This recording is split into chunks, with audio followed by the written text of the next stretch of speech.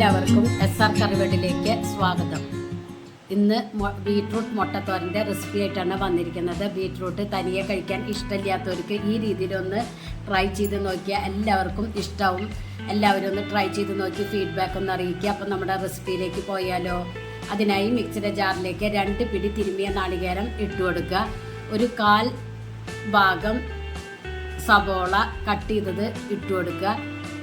എരിവിന് 3 പച്ചമുളക് എടുത്തിട്ടുണ്ട്. എരിവ് കൂടുതൽ വേണമെന്നുണ്ടെങ്കിൽ പച്ചമുളകിൻ്റെ അളവ് കൂട്ടി കൊടുക്കുക. കുറച്ച് കറിവേപ്പില ഇട്ട് കൊടുക്കുക. ഒരു നുള്ള് മഞ്ഞൾപ്പൊടി ഇട്ടിട്ട് ഒന്ന് ക്രഷ് ചെയ്തെടുക്കുക. ഇത് കൂടെ വേണമെങ്കിൽ നല്ല ജീരകം ഇട്ട് കൊടുക്കാൻ. ഞാൻ നല്ല ജീരകം വെളിച്ചെണ്ണയിൽ പൊട്ടിച്ചെടുക്കുകയാണ് ചെയ്യുന്നത്. ഒരു പാനിലേക്ക് 2 ടീസ്പൂൺ വെളിച്ചെണ്ണ ഒഴിച്ചു കൊടുക്കുക. വെളിച്ചെണ്ണ ചൂടായാൽ 1/2 ടീസ്പൂൺ നല്ല ജീരകം ഇട്ട് കൊടുക്കുക. നല്ല ജീരകം പൊട്ടിയതിന് ശേഷം മാത്രം ഒരു മീഡിയം വലുപ്പത്തിലുള്ള സവോള ചെറുതായി കട്ട് ചെയ്തത് ഇട്ട് കൊടുക്കുക. കൂടെ തന്നെ 2 വറ്റൽമുളക് കട്ട് ചെയ്തതും ഇട്ട് കൊടുക്കുക.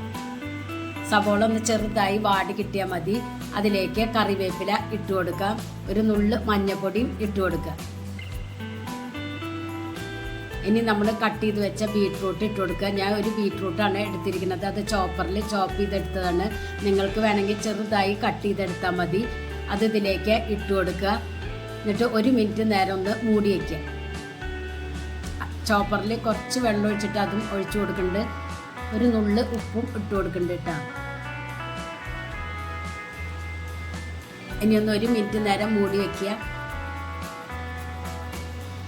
ഇപ്പോൾ ബീട്രൂട്ട് ഒന്ന് വാടിക്കിട്ടിട്ടുണ്ട്. ഇനി ഇതിലേക്ക് മിക്സിയുടെ ജാറിൽ ക്രഷ് ചെയ്ത് വെച്ച അരപ്പ് ഇട്ട് കൊടുക്കുക. എന്നിട്ട് എല്ലാം കൂടി ഒന്ന് മിക്സ് ചെയ്തെടുക്കുക. ബീട്രൂട്ട് ഒന്ന് വെന്ത് വരണം.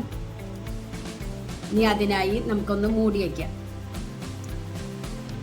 ഒരു മീഡിയം ഫ്ലെയിമിൽ വെച്ചിട്ട് വേണം കുക്ക് ചെയ്തെടുക്കാൻ. ഇപ്പോൾ ഇതിൽ കുറച്ച് ഉപ്പ് പോരാത്തതുകൊണ്ട് ഞാൻ കുറച്ച് ഉപ്പും കൂടി ഇട്ട് കൊടുക്കുന്നുണ്ട്.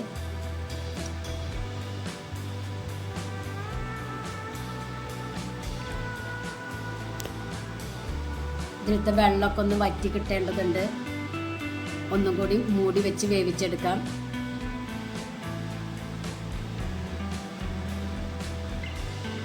ഇപ്പം അത് വെള്ളമൊക്കെ വറ്റി ഡ്രൈ ആയി വന്നിട്ടുണ്ട്. ഇനി ഇതിൻ്റെ നടുവിലായിട്ട് നമുക്ക് മുട്ട പൊട്ടിച്ചൊഴിച്ചെടുക്കാം.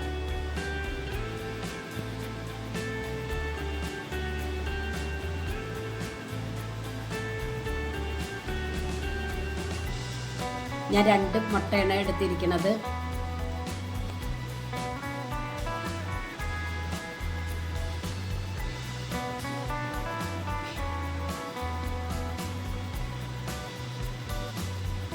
അതൊന്ന് ചിക്കിയെടുക്കുക.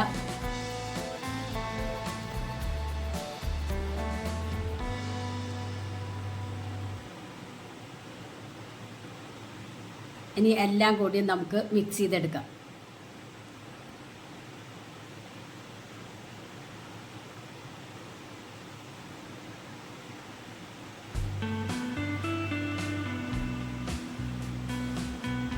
എന്നിട്ട് ഒലർത്തി വേണം എടുക്കാൻ. അടിപൊളി ടേസ്റ്റാണ്. എല്ലാവരും ഒന്ന് ട്രൈ ചെയ്ത് നോക്കി ഫീഡ്ബാക്ക് ഒന്ന് അറിയിക്കണേ.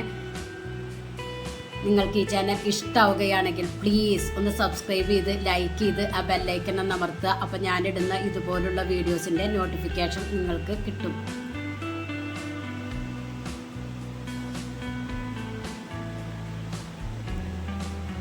ഇതിപ്പോൾ ഡ്രൈ ആയി വന്നിട്ടുണ്ട്.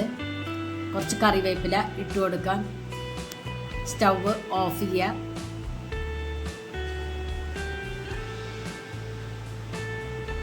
ചോറിൻ്റെ കൂടെ കൂട്ടി കഴിക്കുക. അടിപൊളി ടേസ്റ്റാണ് കേട്ടോ.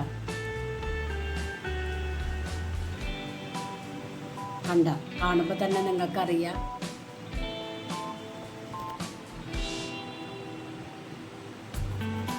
ഇനി ഒരു സർവിംഗ് ബൗളിലേക്ക് നമുക്കൊന്ന് മാറ്റി കൊടുക്കാം.